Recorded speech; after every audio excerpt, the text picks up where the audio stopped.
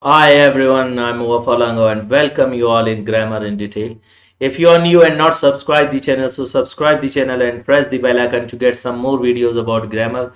Today we have got the seventh kind of adjective that is known as the exclamatory adjective. What is the definition? Let's discuss. You know, an adjective which expresses surprise or wonder and comes before a noun is called exclamatory adjective.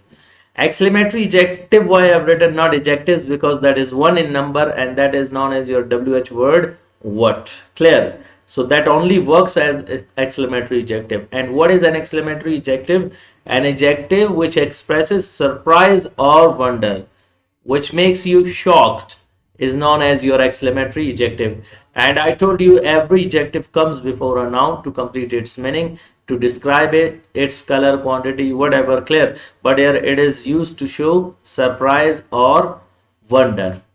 Now, first example, what a teacher. You need to be shocked over here. I told you you need to use intonation. And if a sentence is of surprise, so you will be using intonation. What a teacher, what a beautiful car, what a great personality. Clear? So over there you will just get shocked in order to become surprised. So what is an exclamatory adjective which is adding something in the meaning of a teacher and showing surprise or wonder is known as exclamatory adjective. Second example, what a beautiful car. What is adding something in the meaning of car. Beautiful is also adding something in the meaning of noun, telling the beauty, the quality. What is also adding something in the meaning of car, showing surprise. What a beautiful car. Clear? So that is known as exclamatory adjective. You can also make some more sentences. What a great personality. What a good teacher.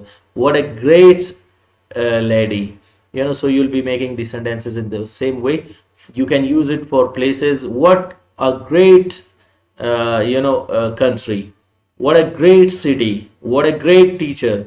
What a great personality. What a great car. What a great for the things, places and persons, you'll be using it in the same way. So hope you got today's lecture. Wish you best of luck. See you next time with the next lecture. Goodbye.